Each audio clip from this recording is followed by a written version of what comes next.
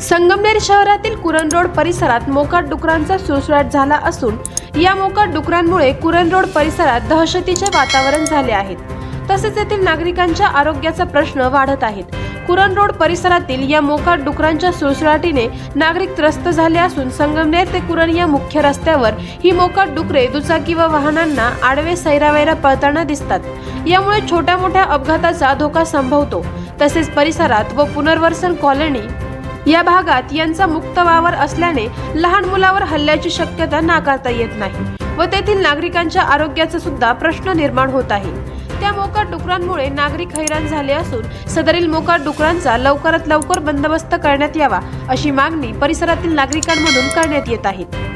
आवाज जनतेचा न्यूज साठी प्रतिनिधी शेख शफीक मनियार।